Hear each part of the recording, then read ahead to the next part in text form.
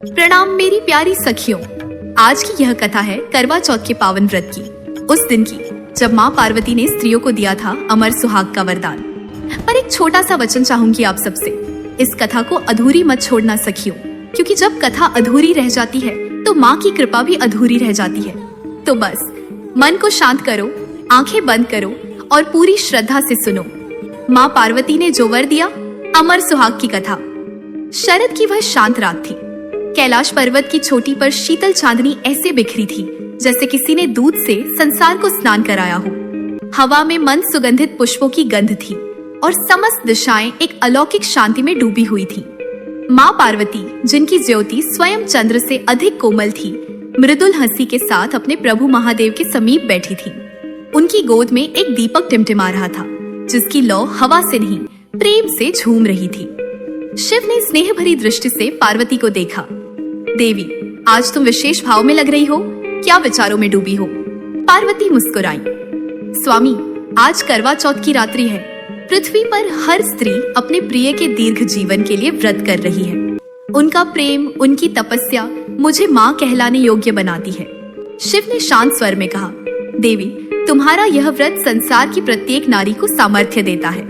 पर क्या तुम जानती हो, आज भी पृथ्वी पर एक स्त्री ऐसी है जो प्रेम की पराकाष्ठा से गुजर रही है। पार्वती का मुख कमल सा खिल उठा। कौन है वह प्रभु? शिव बोले, एक साधारण स्त्री जिसका नाम है सुमन। उसका पति धवल दूर देश गया है। वह भूख प्यास से व्याकुल होकर भी करवा चौथ का व्रत निभा रही है, क्योंकि उसके हृदय में तुम्हारा विश्वास है। पार्वती के नेत्रों में करुणा झिलमिलाने लगी। उन्होंने शांत स्वर में कहा, तो आज उस स्त्री की परीक्षा है और मेरी भी। मैं देखना चाहती हूँ कि उसका प्रेम कितना सत्य है और क्या मेरा नाम उस स्त्री के हृदय में वास्तव में वास करता है। महादेव मुस्कुराए। जाओ देवी, जाओ। आज एक स्त्री का तप तुम्हारे वरदान को पुकार रहा है। चांदनी धीरे धीरे पृथ्वी पर उतर आई थी। गांव के छोर पर पीपल के नीचे एक मिट्टी का घर था।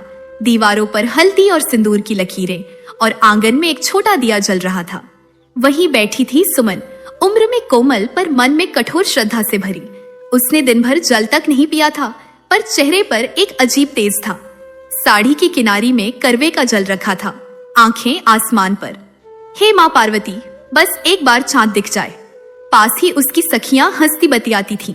कहीं कोई गीत गा रही थी, कहीं कोई करवा की आरती उतार रही थी। पर सुमन मौन थी, क्योंकि उसका पति धवल 3 महीने पहले व्यापार हेतु वनपट से गया था और अब तक कोई समाचार नहीं आया था।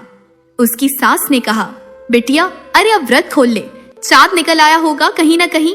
पर सुमन ने मुस्कुराकर उत्तर दिया, माँ, जब तक मैं अपने प्रिय का मुख न देख लूं, तब तक मेरे लिए चांद अधूरा है। उसके स्वर में ऐसी दृढ़ता थी कि आसमान तक थम गया। जैसे हवाएं भी सुनने लगीं कि एक स्त्री का प्रेम देवताओं से भी गहरा हो सकता है। रात्रि का पहर बीतने लगा। चांद अब तक बादलों में छिपा था। सुमन की आंखें थकने लगी, होंठ सूख गए, पर मन की लौ बुझी नहीं। तभी एक मंद संगीत सा स्वर वातावरण में गूंज उठा, वत्से सुमन। सुमन ने चौंक कर देखा। सामने एक तेजोमय आकृति खड़ी थी, स्वर्ण आभा में लिपटी, दिव्य सौंदर्य से युक्त, हाथों में कमल और करवे का जल लिए स्वयं माँ पार्वती प्रकट हुई थी। सुमन ने कांपते हाथों से उन्हें प्रणाम किया। हे माँ, क्या सच में आप मेरे द्वार पर आई हैं? पार्वती ने करुणा से उसके सिर पर हाथ रखा। बेटी, तुम्हारे प्रेम ने मुझे बुला लिया। तुम्हारा व्रत सत्य है, तुम्हारी भावना पवित्र है। कह दो, क्या चाहती हो? सुमन के आंसू बह निकले। माँ, मेरा बस यही निवेदन है, मेरा सुहाग कभी न बुझे, मेरे प्रिय का जीवन दीर्घ हो और हर स्त्री को यह वरदान मिले कि उसका प्रेम अमर हो। पार्वती की आंखों में आंसू चमक उठे। उन्होंने मुस्कुराकर कहा, वत्से, तेरा प्रेम अमर है, तेरा सुहाग अजर है। आज से यह व्रत मेरी कृपा से संसार की हर स्त्री के लिए कल्याणकारी होगा। जो भी सुमन की भक्ति से यह व्रत करेगी, उसका सौभाग्य कभी नहीं मरेगा। सुमन ने उनके चरणों को छू लिया। चारों ओर दीपों की लौ ऊंची उठी, जैसे धरती ने देवी के वचन को स्वीकार लिया हो। जैसे ही माँ पार्वती अदृश्य हुई, आसमान के बादल छौंट गए और चांद पूर्ण तेज के साथ प्रकट हुआ। सुमन ने करवा उठाया, चांद को निहारा और धीरे से कहा, माँ, आपने मुझे नहीं, संसार की हर स्त्री को अमर बना दिया। उस क्षण गांव के हर आंगन में चांदनी कुछ और बढ़ गई, जैसे हर स्त्री की ममता, प्रेम और व्रत एक साथ झिलमिला उठे हों। सुमन ने जल ग्रहण किया और वहीं दूर कहीं धवल के कदमों की आहट सुनाई दी। थका मांदा पर जीवित मुस्कुराता हुआ सुमन, मैं लौट आया। सुमन के आंसू बह निकले। मां पार्वती, आपने सच में वर दिया, अमर सुहाग का। सुमन जब उस क्षण में खड़ी थी, वह चांद की रोशनी में खोई हुई थी। उसके तेज को प्रेम और श्रद्धा से देख रही थी, तो उसके मन में ऐसे अनेक चित्र उभर रहे थे कि आंखों के भीतर एक पूरा जीवन समा गया। धवल की मुस्कान, उसकी छोटी छोटी आदतें, सुबह की उस हल्की सी खटपीट जब वह नींद से उठते और सुमन के कान में हंसी भर देते, सब कुछ उस एक पल में ताजा हो उठा। पर साथ ही उसकी आत्मा में एक अनजानी सी बेचैनी भी थी। वह जानती थी कि वरदान मिलने के बाद भी जीवन की वास्तविक कसौटी अभी बाकी है। सुमन ने स्वयं से कहा, व्रत तो मां ने स्वीकार कर लिया, पर परीक्षा तो अब भी है। सच्चाई की आग में तप कर ही पत्थर हीरे बनते हैं। गांव में सुबह की पहली हंसी ने धीरे धीरे घर घर दस्तक दी, पर सुमन का मन शिथिल नहीं हुआ। उसने अपने घरेलू कर्तव्यों को पूरा किया, सास की सेवा की, बच्चों को पढ़ाई में मदद की और बीच बीच में वह करवे के जल की ओर देखकर गहरी प्रार्थना करती रही। किसी ने नहीं देखा कि उसकी आंखों से जो आंसू गिरे वे किसी विनाश नहीं बल्कि समर्पण के फूल थे। उस दिन के हर क्षण में वह एक ही वाक्य बार बार कहती, हे मां पार्वती, यदि यह व्रत मेरे प्रेम का अभिषेक है तो मुझे अपनी संतान सी मिठास से अब जियो देने की अनुमति दे दो। यदि नहीं तो मुझे प्रभु के निर्णय पर पूर्ण संतोष रहेगा। दोपहर निकली तब गांव में समाचार आया। एक राहगीर आया जो बाजार की ओर से था। उसके मुंह पर एक डर और आंखों में उलझन थी। उसने सुमन के सास को कहा कि धवल का साथ ले जाने वाला सोनपुत्री का व्यापारी उस ओर से आया था और उसने सुना कि धवल से पीछे हटते हुए कुछ सैनिकों ने एक दुर्घटना की सूचना दी है, पर सूचना आधी अधूरी थी। सुमन का हृदय एक बार फिर धड़क उठा, पर उसने भय को अपने स्वर में नहीं आने दिया। वह जानती थी कि ईश्वर जब निर्णय देते हैं तो वे किसी भी रूप में आते हैं, कभी सुख कभी पीड़ा, पर हमेशा परीक्षा के रूप में। शाम की छाया उभरते हुए गांव के सुंदर घाट पर करवा चौथ का जल रखा गया। सुमन ने वह जल अपने हाथों में उठाया और मृदु स्वर में उन मधुर स्मृतियों को मन से बुलाया। धवल की हंसी, उसके गीत, उसकी जुल्फों की खुशबू। उसने ध्यान से चंद्र को देखा, पर वह फिर बादलों के पीछे छिप गया। सुमन ने अपनी श्रृंगार साधना में थोड़ा और दृढ़ता बिठाई और अपने घर के छोटे से मंदिर के सामने बैठकर सारी रात जागती रहने का निश्चय किया। रात्रि गहरी हुई, गांव के तालतल में शांति पसरी थी। तभी दूर से घोर गवार का राग सुनाई पड़ा, जैसे किसी ने किसी हुक्म का पालन करने के लिए सुसज्जित परिंदे भेजे हों। सुमन के कानों में यह स्वर आया कि वन की ओर से कुछ भारी कदम आ रहे हैं। उसने उठकर देखा, दरवाजे के बाहर कुछ स्याह पर छाई छवियां खड़ी थीं। उनके हाथों में चमकीले हंसिए और पक्षियों की तरह श्वेत परिधानों में ढके हुए लोग थे, जिनके मुख पर सौम्य पर नहीं गंभीरता थी। गांव वालों ने भय से पूछा, कौन हो तुम लोग? उन्होंने सरलता से उत्तर दिया, हम यमदूत हैं। हमें आज रसातल से एक पथिक की आत्मा लेकर आनी है। उस आवाज में न्युक सर्द थी और स्वरांत में अनिवार्यता। सुमन की आत्मा ने उस शब्द को सुना, एक पथिक की आत्मा, और उसका भविष्य मध्यम रूप से कंपता सा गया। दिल की गहराइयों से एक आवाज उठी, क्या यह मेरी प्रार्थना की परीक्षा है? क्या यही वह क्षण है जहां मां ने मेरे व्रत की परीक्षा ली? पर सुमन ने अपने होठों पर मुस्कान बनाई और बाहर जाकर सबसे सरल और शांत स्वर में बोली, अगर यह दिव्य फैसला है, मैं उसे विनम्रता से स्वीकार करूंगी। गांव के लोगों ने सुमन की ओर देखा। उसके आंसू छुपे हुए थे, पर चेहरा स्थिर था। यमदूतों के पास एक तार आया। वे बोले कि धवल की मृत्यु की सूचना आई है, परंतु उनका स्वर किसी प्रकार की कठोरता नहीं रखता था, बल्कि वह नियमों की सुसंगति का स्वर था। सुनते सुनते सुमन को ऐसा लगा जैसे आकाश ने भी सांस रोक ली हो। पर उसी समय उसकी आत्मा ने मां पार्वती के वचन को याद किया, तेरा सुहाग अमर होगा। सुमन ने उन यमदूतों से विनम्रता पूर्वक कहा, यदि यह निर्णय सत्य है तो मुझे अनुमति दो कि मैं अपने पति को अंतिम दर्शन दे सकूं, और यदि ऐसी कोई चुनौती है जिसे मुझे पूरा करना है, बताइए, मैं उसका सामना करूंगी। यमदूतों ने कहा, यह नियमों की व्यवस्था है, पर जो आत्मिक शक्ति है वह भी एक कसौटी है। यदि तुम्हारी तपस्या सच्ची है तो यमराज स्वयं उस निर्णय को देखेंगे, पर याद रहे, प्रत्येक जीव का लेखा जोखा वहां है। उनके स्वर में न्याय की ठोसता थी, पर साथ ही दयालुता भी झलकती थी, क्योंकि आत्मा की परीक्षा ली जा रही थी और यमलोक का विधान निरपेक्ष ही माना जाता है। सुमन ने गहरी सांस ली और अपने हृदय के दरवाजे खोलकर बोली, यद्यपि मुझे भयंकर पीड़ा सहनी पड़े, मैं केवल यही चाहती हूँ कि मेरे पति का कल्याण हो। और यदि मेरी तपस्या ने भगवान को प्रभावित किया है तो मैं किसी भी कीमत पर सत्य का पालन करूंगी। उसकी आंखों में अगाध स्थिरता थी और उसका मन एक नर्म परंतु अटल धागे सा बना हुआ था, जिसे किसी भी तरह से नहीं तोड़ा जा सकता था। यमदूतों ने सुमन को प्रेम युक्त दृष्टि से देखा। उनमें से एक ने कहा, इस गांव की एक बात सुनी जाती है, यहाँ की स्त्रियां देवी पार्वती की आराधना बहुत सच्चे हृदय से करती हैं। पर तुम्हारी परीक्षा बहुत व्यक्तिगत है। हमें यमराज के दरबार में जाना होगा और सत्य का निर्णय लेना होगा। सुमन ने बिना किसी भय के हाँ कहा। उसके भीतर अब न तो मृत्यु से डर था, न अज्ञानता की कोई लहर। उसका एक ही विश्वास था, माँ पार्वती का वर जो मिला वह सत्य है, और प्रेम जो सच्चा हो उसे कोई बल हिला नहीं सकता। यमदूत सुमन को लेकर चले। गांव में जो चिरपरिचित दृश्य था वह अब उनके पीछे पीछे धीरे धीरे छूटता गया। लोगों की आंखों में एक अजीब सी श्रद्धा और भय का मिश्रित भाव था। रास्ता जैसे स्वप्निल हुआ, पर फिर भी ठोस सत्य की आकृति सामने थी। यमलोक की ओर का मार्ग अंधेरा भी था और प्रकाश भी, जैसे यह बताना चाहता हो कि यहाँ जीवन के दोनों पहलू कंपित होते हैं। सुमन के कदम अचानक भारी नहीं लगे। वे तो नर्म और निश्चित थे, जैसे वह किसी दिव्य प्रवाह के साथ बह रही हो। यमलोक पहुंचना किसी लोक कथा की बात नहीं थी। वहां पहुंचते ही उसे ऐसा लगा मानो समय ने एक स्थायित्व धारण कर लिया हो। सब कुछ शांत था, परंतु उस शांति में भी एक कठोर न्याय का वास था। यमराज के सिंहासन पर बैठे रूप विशाल थे, पर उनके चेहरे पर किसी प्रकार का क्रूरता नहीं, बल्कि दावे की गंभीरता थी। और जब सुमन ने अपनी कथा सुनानी आरंभ की तो उसकी आवाज में कोई दया मांगने वाला स्वर नहीं था केवल प्रेम का एक आवाहन और सत्य की याचना। उसने कहा, हे महादेव, मेरे पति के जीवन के बारे में जो सत्य है उसे प्रकट कर दीजिए। मैं जो भी परिणाम स्वीकार करूंगी, पर मेरा व्रत और प्रेम सत्य है। यमराज ने उसकी आंखों में झांक कर कहा, यह हर आत्मा का लेख है, पर लेख के साथ उसकी निष्ठा भी देखी जाती है। तुम्हें बताया जाता है कि प्रत्यक्ष सत्य क्या है, पर तुम्हारी आत्मा ने जो प्रबल प्रेम दिखाया है वह अलग ही भार रखता है। यदि तुम्हारी तपस्या ने किसी भी इकाई को परिवर्तित कर दिया है तो वह यहाँ माना जाएगा। उन्होंने एक स्वर में वाणी दी कि यह मामला विचार के योग्य है और दिव्य निर्णायक मंडल बुलाया गया। मंडल में अनेक ऋषि और दैविक हस्तियां उपस्थित हुईं, जो नियमों और प्रेम के बीच संतुलन निभाती थीं।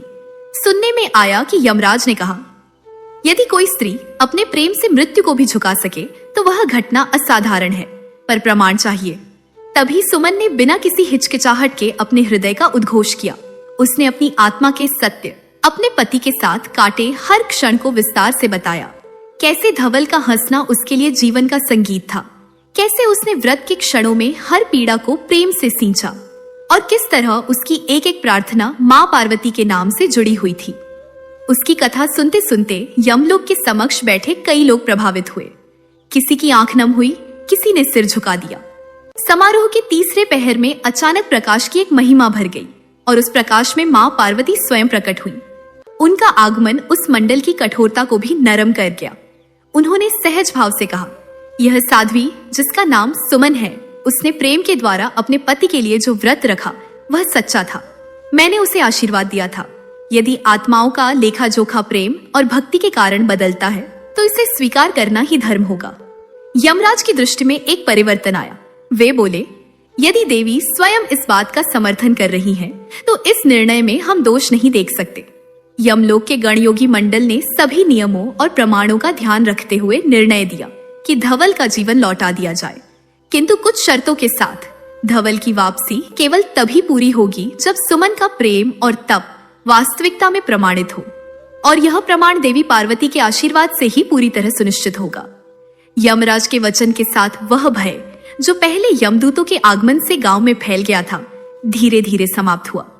सुमन ने वहीं यमलोक में देवी के चरण स्पर्श किए और कहा, हे माँ, यदि मेरे प्रेम का यह फल मेरी तपस्या का प्रतिफल है तो मैं जीवन भर आपकी स्तुति करती रहूंगी। माँ पार्वती ने केवल सिर हिलाकर अपना आशीर्वाद दिया और उसकी आंखों में फिर वही विल सी चमक लौट आई। यह चमक अब हारी हुई नहीं बल्कि विजयी थी। जब सुमन वापस अपने गांव आई तब वहां धवल भी जीवित लौट आया, पर लौटने से पहले वह एक छोटे से सत्य से गुजर चुका था जिसने उसे भी बदल दिया था। गांव में उनकी पुनर्मिलन की रात को हर घर में दीप जल उठे, पर सुमन के हृदय में अब एक नया संकल्प पला था कि उसका व्रत केवल उसके ही लिए नहीं बल्कि हर स्त्री के लिए प्रेरणा बने। उसने मां पार्वती के आशीर्वाद को सदा के लिए अपने जीवन में स्थान दिया और यह कथा यहीं से गांव-गांव, घर-घर फैलने लगी। पर उसकी असली परीक्षा और भी आगे थी, क्योंकि जीवन में आकर भी प्रेम की सच्चाई की रक्षा एक निरंतर प्रयास है।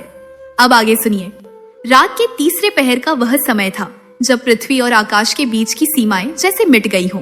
कहीं गहरी नीरवता थी, कहीं किसी की धीमी सिसकी और कहीं हवा में मंद स्वर, जैसे कोई प्रार्थना अपने आप गूंज रही हो।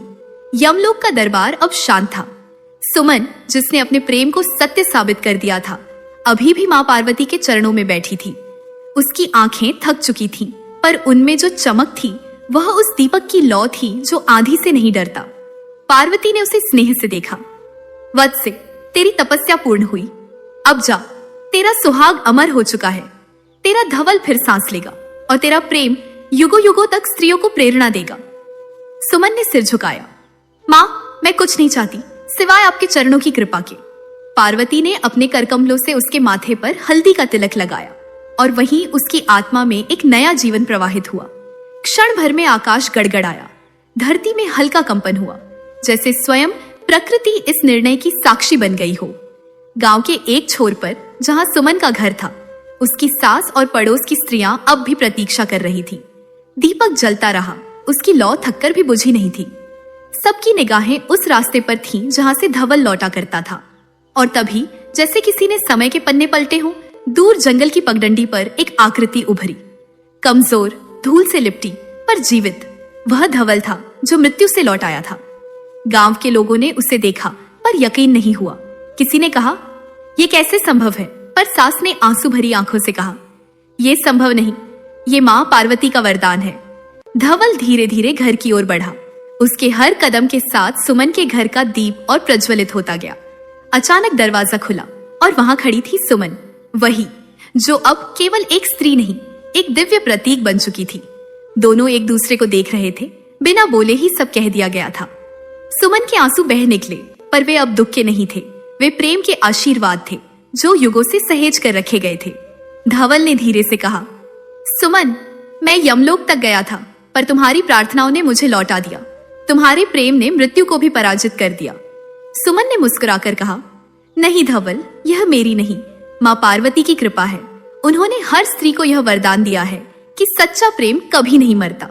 सुबह होते ही गांव में खबर फैल गई। धवल लौट आया। सुमन के व्रत ने मृत्यु को हरा दिया। हर घर में दीपक जले, स्त्रियां मंगल गीत गाने लगी। बच्चियां सुमन के आंगन में आईं और उसके पांव छूने लगी। माई, तुम तो साक्षात देवी हो, सुमन ने विनम्रता से कहा। नहीं बेटियों, मैं तो बस मां पार्वती की एक दासी हूं।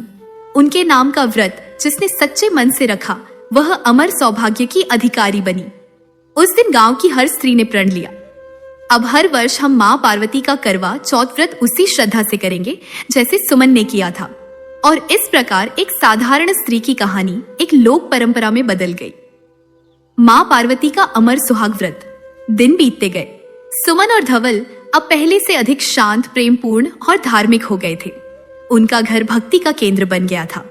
हर मास की चतुर्थी को सुमन दीपक जलाकर मां पार्वती की कथा सुनाती। उसके स्वर में इतना स्नेह होता कि सुनने वालों की आंखें नम हो जाती। एक दिन धवल ने पूछा, सुमन, क्या तुम्हें अब भी डर लगता है मृत्यु से? सुमन ने हंसकर कहा, जिसने मृत्यु को प्रेम से पिघला दिया, वह अब किसी से क्यों डरे? मृत्यु तो बस एक द्वार है जहां मां स्वयं स्वागत करती हैं। समय बीता, 1 वर्ष पूरा हुआ। करवा चौथ का वही दिन फिर आया। सुमन ने वही व्रत पुनः आरंभ किया और इस बार सैकड़ों स्त्रियां उसके साथ थीं। सभी ने मिलकर मां पार्वती का भव्य पूजन किया।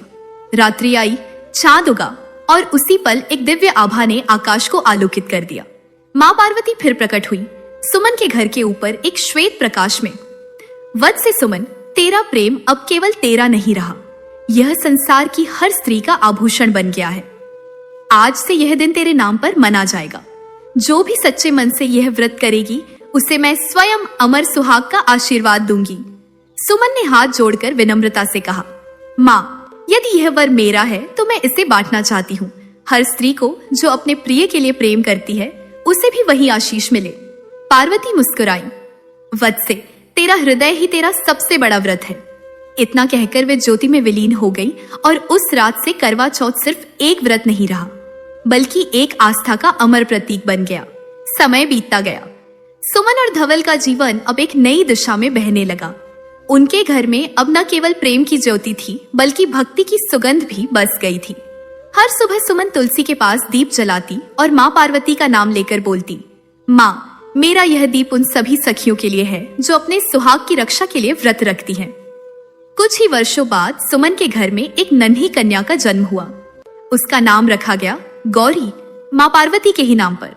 गौरी के जन्म के दिन पूरे गांव में मंगल ध्वनि गूंज उठी।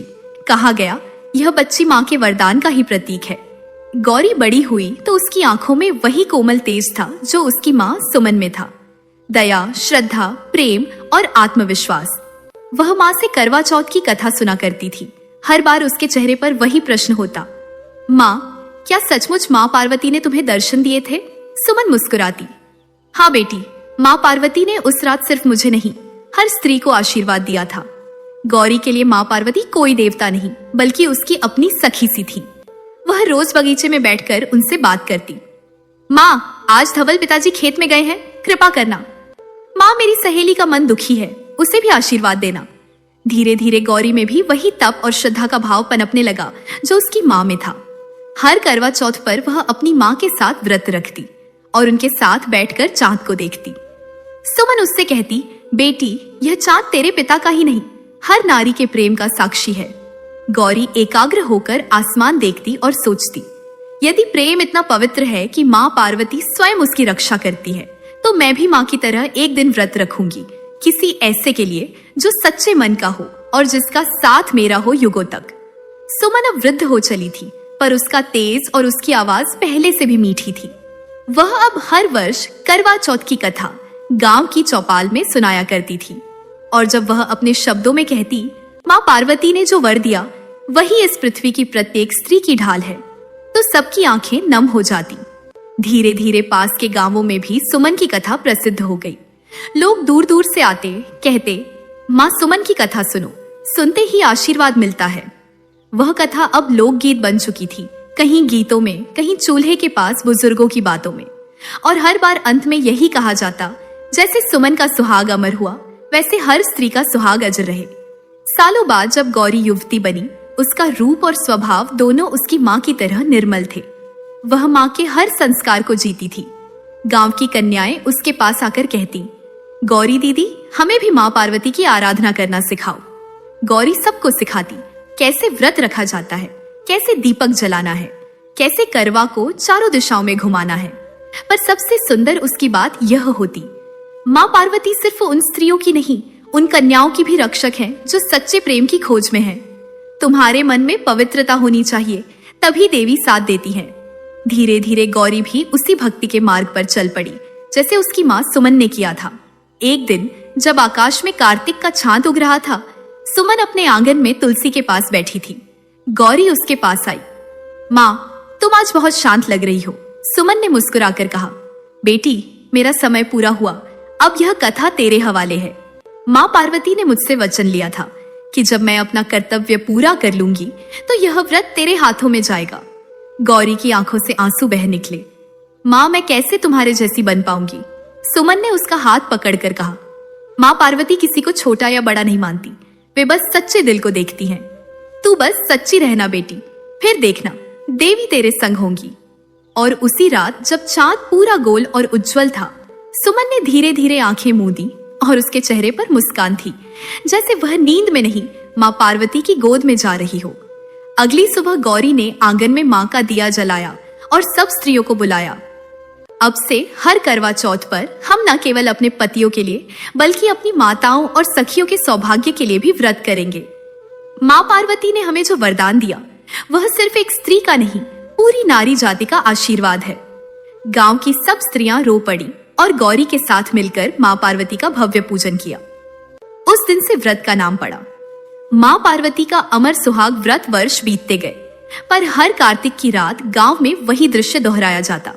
दीपक, मेहंदी, चांद और माँ पार्वती की कथा। अब वह कथा सिर्फ एक कहानी नहीं रही, वह हर स्त्री की आत्मा की पुकार बन गई थी। हर बार जब कोई नई बहू या बेटी व्रत रखती तो वह सुमन और गौरी का नाम लेती। जैसे माँ सुमन ने माँ पार्वती से वर पाया, वैसे हम भी अमर सौभाग्य की अधिकारी बने। और तब हवा में वह धीमा सा स्त्री स्वर गूंजता, माँ पार्वती ने जो वर दिया। अमर सुहाग की कथा।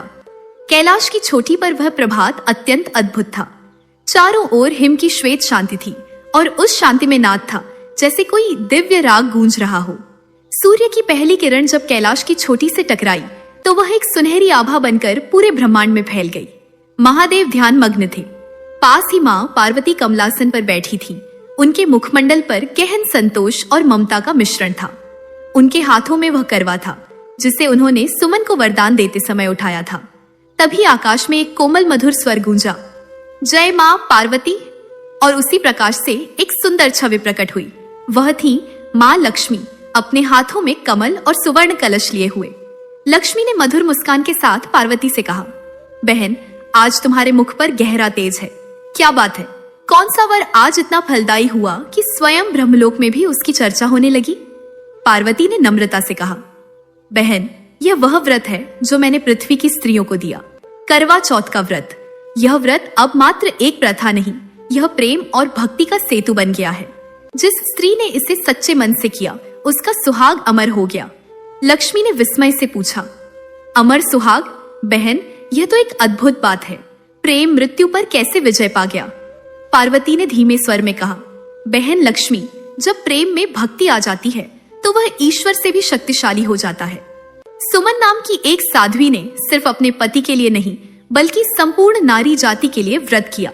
वह भूख से थकी थी पर उसकी आत्मा में दृढ़ विश्वास था। जब मृत्यु ने उसके पति को छूने की चेष्टा की तो उसका प्रेम ढाल बन गया। मैंने स्वयं उसे आशीर्वाद दिया, तेरा सुहाग अमर होगा, और तब से हर स्त्री का व्रत मेरी गोद में सुरक्षित है। लक्ष्मी ने आंसू भरी आंखों से कहा, बहन, तुमने स्त्री की मर्यादा को देवत्व तक पहुंचा दिया है। तुम्हारा यह वरदान केवल पृथ्वी नहीं, स्वर्ग के लिए भी एक प्रेरणा है। पार्वती ने मुस्कुराते हुए कहा, लक्ष्मी, तुम संपदा की देवी हो और मैं शक्ति की, परंतु नारी का स्वरूप केवल शक्ति या संपदा नहीं, वह प्रेम का शुद्धतम रूप है। उसका हृदय तब तक अधूरा है जब तक वह किसी के कल्याण के लिए समर्पित न हो जाए। लक्ष्मी ने उत्तर दिया, बहन, तुम्हारा यह व्रत सच्चे प्रेम की सबसे बड़ी मिसाल है। मैं भी प्रतिज्ञा करती हूँ, जो स्त्री करवा चौथ का व्रत रखेगी, मैं उसके घर में कभी दरिद्रता नहीं आने दूंगी। पार्वती ने स्नेह से कहा, और मैं उसे अमर सुहाग का आशीर्वाद दूंगी। दोनों देवियां हंस दी और उनके हृदय से एक दिव्य किरण निकली जो पृथ्वी की ओर प्रवाहित हो गई। उस दिन से कहा जाने लगा, जहां पार्वती की कृपा है वहां लक्ष्मी का वास स्वतः होता है। देवताओं ने देखा, पृथ्वी पर करवा चौथ का व्रत अब केवल एक क्षेत्र तक सीमित नहीं रहा। हर नगर, हर गांव, हर युग में यह व्रत जीवित था। स्त्रियां जब चांद को देखती तो उनकी आंखों में सिर्फ प्रेम नहीं बल्कि मां पार्वती का अंश झलकता था। इंद्राणी, सावित्री, अहिल्या, रति, सब देवियां मां पार्वती के इस व्रत की प्रशंसा करने लगी। देव सभा में नारद जी ने कहा, देवी पार्वती का यह व्रत ऐसा है जो मृत्यु को भी प्रेम से हरा देता है। यह व्रत संसार में सच्चे संबंधों की परिभाषा है। स्वर्ग की दिशाओं में तब से एक वाणी गूंज उठी, प्रेम अमर है, भक्ति अमर है, सुहाग अमर है। उसी समय पृथ्वी पर एक नए गांव में एक नई कन्या ने जन्म लिया। उसका नाम भी सुमन रखा गया। उसे जन्म से ही मां पार्वती के सपने आते थे। वह खेलते खेलते मिट्टी से करवा बनाती और कहती, मां, एक दिन मैं भी तुम्हारे व्रत का पालन करूंगी। उसकी मां मुस्कुरा देती, पर गांव की बुजुर्ग स्त्रियां कहती, यह वही सुमन का आशीर्वाद है जो अब भी धरती पर जीवित है।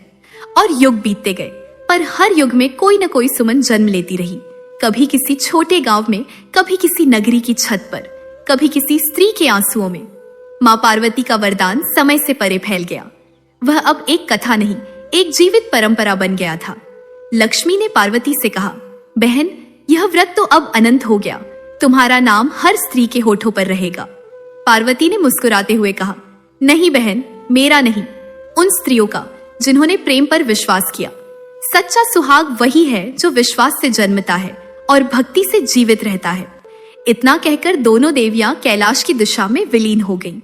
चारों ओर गुलाबों की सुगंध फैल गई, आकाश में दिव्य ज्योति छा गई और उस क्षण धरती पर हर करवा चौथ का दीपक थोड़ा और उजला हो गया। सदियां बीत गई, पृथ्वी पर ऋषि मुनियों के युग आ गए। वेद, उपनिषद, पुराण सब में स्त्री की शक्ति के विविध रूपों का वर्णन हुआ, परंतु एक कथा जो सबसे प्रिय रही वह थी मां पार्वती का अमर सुहाग व्रत। यह कथा अब गांव की चौपाल से निकलकर ऋषियों के आश्रमों तक पहुंच चुकी थी। साधु, संत और ब्रह्मचारिणी कन्या सुमन की भक्ति की चर्चा करने लगी। एक दिन नारद मुनि ने कैलाश पर पहुंचकर महादेव से कहा, भगवन, आज पृथ्वी पर स्त्रियां मां पार्वती के व्रत को इतनी निष्ठा से निभा रही हैं कि उनके आंचल में भक्ति के पुष्प झरते हैं। कहीं कोई सुमन बनकर प्रेम निभा रही है, कहीं कोई गौरी बनकर श्रद्धा बांट रही है। यह व्रत अब शास्त्र बन चुका है। महादेव मुस्कुराए। व्रत जब प्रेम से किया जाता है तो वह शास्त्र से भी ऊपर होता है। कथा की महिमा जब बढ़ी तो महर्षि वशिष्ठ ने एक ग्रंथ लिखा जिसे उन्होंने नाम दिया सौभाग्य सूत्र। उसमें लिखा था, जिस स्त्री के हृदय में पार्वती का विश्वास हो वह अमर सुहागिनी होती है, क्योंकि प्रेम और व्रत जब एक साथ मिलते हैं तब मृत्यु भी झुक जाती है। इस ग्रंथ में सुमन की कथा को प्रेम तपस्या कहा गया। वह अब केवल करवा चौथ की कथा नहीं रही, वह एक शक्ति तत्व बन गई। सदियां बीतती रहीं, पर हर पीढ़ी में कोई न कोई सुमन जन्म लेती रही। कभी किसी छोटे से गांव में, कभी किसी बड़े नगर में, कभी किसी साधारण स्त्री में, तो कभी किसी राजमहल की रानी में। हर करवा चौथ की रात जब चांद आकाश में उगता तो सैकड़ों दीपक धरती पर जलते। हर दीपक में एक स्त्री की प्रार्थना होती, मां पार्वती, जैसे आपने सुमन को वर दिया वैसे हम सबका सुहाग अमर रहे। बच्चियां अपनी दादी के पास बैठकर यह कथा सुनती और जब मां पार्वती का नाम आता तो उनकी आंखें श्रद्धा से भर जाती। धीरे धीरे यह व्रत लोक संस्कृति का उत्सव बन गया। सिर्फ एक दिन नहीं, बल्कि प्रेम, भक्ति और नारी की आत्मा का पर्व। कालांतर में विद्वान लोग इस व्रत का अर्थ समझाने लगे। उन्होंने कहा, अमर सुहाग का अर्थ यह नहीं कि मृत्यु कभी आए नहीं, बल्कि यह है कि प्रेम की स्मृति मृत्यु से परे जीवित रहती है। जिस प्रेम में सच्चाई, त्याग और समर्पण हो वह सदा अमर होता है। मां पार्वती ने स्त्री को यही शक्ति दी कि वह प्रेम को मृत्यु से भी ऊंचा उठा सके। इस व्रत का असली अर्थ बन गया, व्रत नहीं, विश्वास का प्रतीक। एक बार जब पृथ्वी पर कलयुग की छाया गहरी हुई तो स्त्रियों में फिर से दुर्बलता आने लगी। लोगों का विश्वास कम होने लगा, भक्ति भौतिकता में खोने लगी। तब मां पार्वती ने एक बार फिर धरा पर प्रकट होकर एक नई नारी में प्रवेश किया। वह नारी थी अनामिका, एक साधारण गृहिणी। अनामिका ने अपने छोटे से घर में मिट्टी का करवा जलाकर वही व्रत रखा। उसने कहा, मां, सुमन के युग बीत गए, पर मैं उसका व्रत जीवित रखूंगी। उसकी भक्ति ने पूरे नगर को प्रेरित कर दिया। लोगों ने देखा, जहां भी वह दीप जलाती वहां हवाएं मंद हो जाती, फूल खिलने लगते। मां पार्वती की आवाज उसके भीतर से गूंजी, वत्स, जब तक तू सच्चे मन से यह व्रत रखेगी तब तक मेरा वरदान जीवित रहेगा। और इस प्रकार करवा चौथ का व्रत हर युग में नए रूप में पुनर्जन्म लेता रहा। पुरोहितों और विद्वानों ने देखा कि इस व्रत में नियम से अधिक भावना का बल है। जो स्त्री एक दिन भी पूरे मन से मां पार्वती का नाम ले ले वह भी इस वरदान की अधिकारी हो जाती है। व्रत का महत्व शरीर के तप से नहीं, आत्मा की सच्चाई से जुड़ा था। यही कारण है कि मां पार्वती का अमर सुहाग व्रत कभी फीका नहीं पड़ा, बल्कि हर युग में और उज्जवल होता गया। ऋषि अगस्त्य ने सुमंगल काव्य में लिखा, नारी यदि पार्वती का नाम लेकर अपने प्रिय की आयु की कामना करे तो वह काल के पार चली जाती है। वह केवल प्रेमिका नहीं रहती, वह स्वयं देवी का अंश बन जाती है। और यही कारण है कि मां पार्वती का यह व्रत कालजयी कहा गया। आज भी जब कोई स्त्री करवा चौथ की रात चांद को देखती है तो सुमन की वही कथा उसकी आंखों में झलकती है। वह करवा हाथ में लेती है और धीरे से कहती है, मां पार्वती, मेरे प्रेम की रक्षा करना। कभी वह स्त्री शहर की छत पर होती है, कभी किसी छोटे गांव की मिट्टी में, पर भावना वही रहती है। यह व्रत आज भी सिखाता है, प्रेम में शक्ति है, भक्ति में अमृता है और नारी में मां पार्वती का अंश सदा जीवित है। कैलाश की चोटी पर वह रात्रि विलक्षण थी।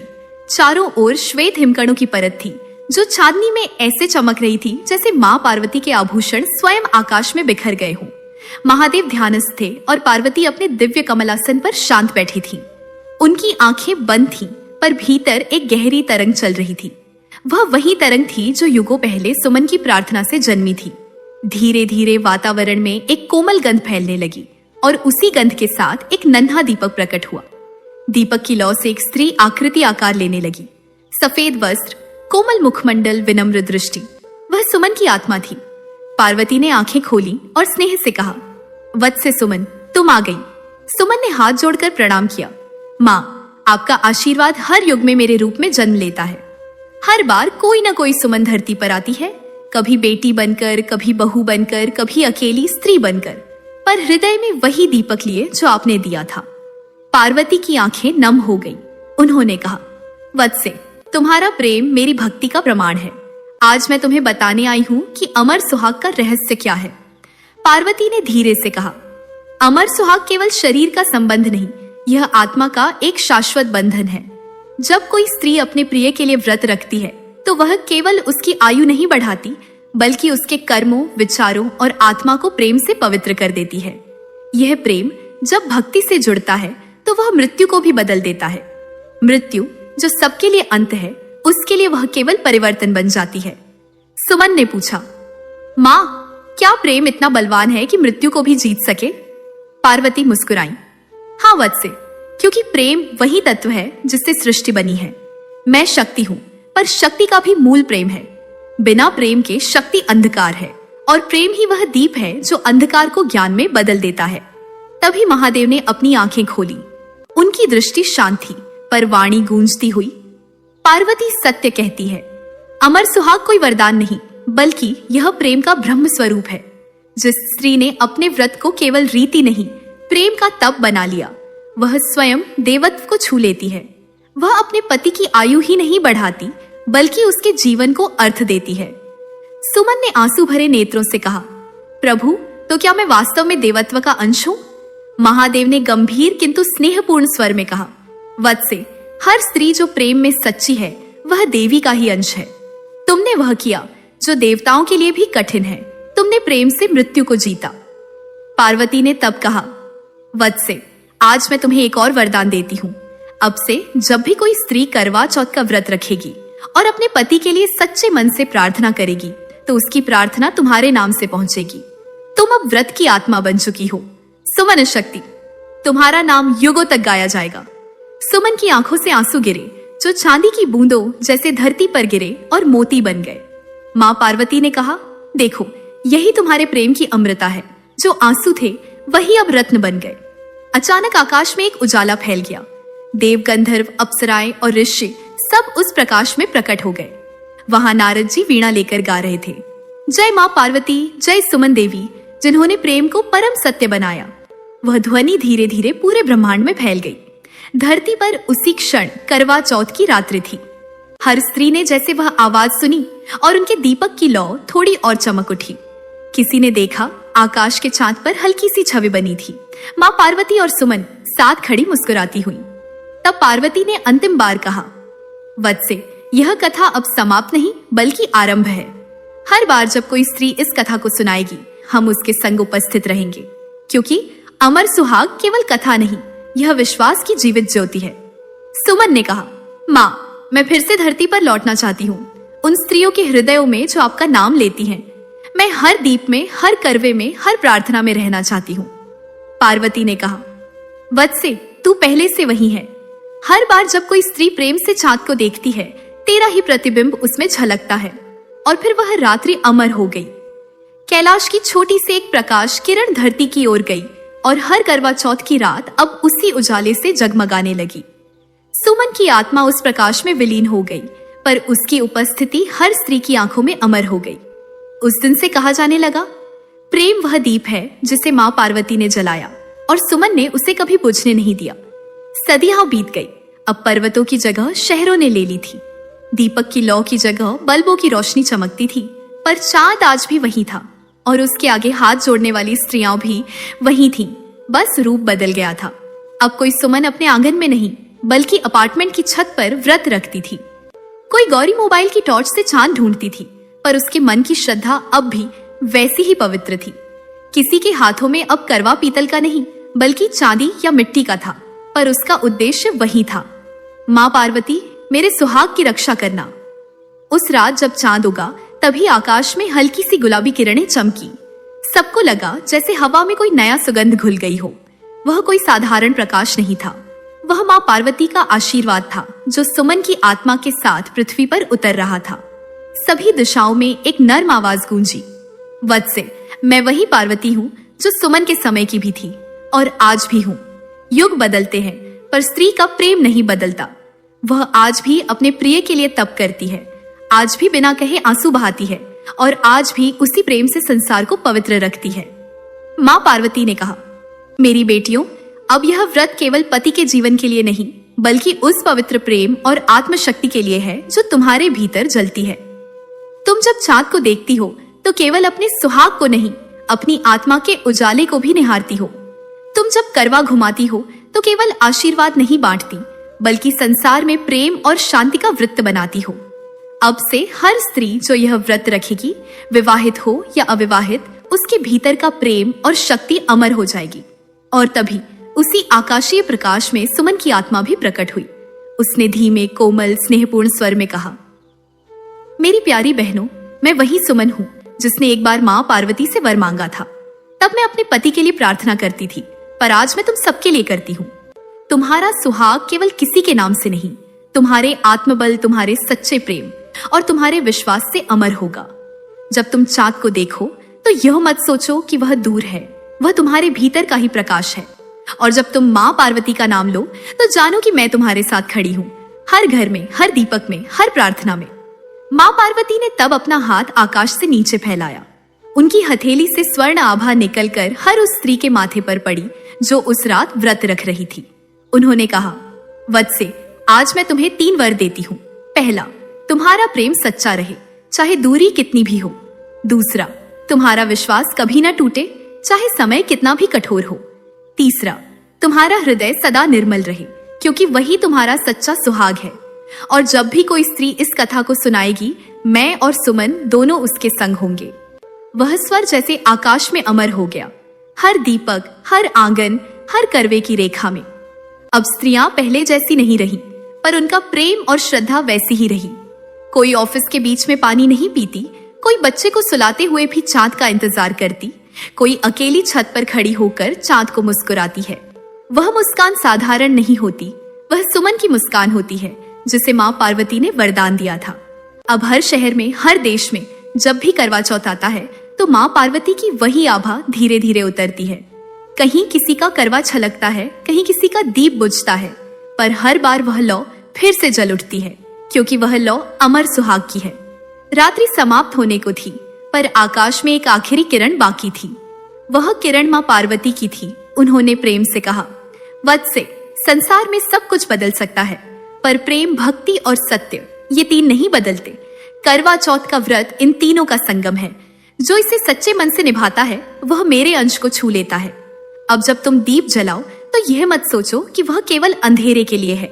वह तुम्हारे हृदय के भीतर का प्रकाश है, वही जो सुमन ने जलाया था, वही जो कभी नहीं बुझा। और तब धरती पर हर घर में एक दीप जल उठा, कहीं आंगन में, कहीं बालकनी में, कहीं मंदिर में। हर दीप जैसे कह रहा था, यह वही दीप है जो सुमन ने जलाया था। और उस रात जब चांद सबसे उज्जवल था, हर स्त्री ने महसूस किया उसके करवे की जलधारा में माँ पार्वती की कृपा बह रही है। उसके माथे की बिंदी में देवी की छाया है और उसके हृदय में वह दीप है जो कभी नहीं बुझा। तो मेरी प्यारी सहेलियों, इस प्रकार समाप्त होती है यह अमर कथा। माँ पार्वती ने जो वर दिया, अमर सुहाग की कथा। पर याद रखना सखी, यह कथा यहीं समाप्त नहीं होती। यह हर वर्ष, हर करवा चौथ की रात हर स्त्री के मन में फिर से जन्म लेती है। अगर माँ पार्वती की यह कथा तुम्हारे हृदय को छू गई हो तो इसे लाइक करो, शेयर करो और चैनल को सब्सक्राइब करना न भूलो, ताकि माँ की अगली कथा सबसे पहले तुम्हारे दिल तक पहुंचे। जय माँ पार्वती, अमर सुहाग की दात्री।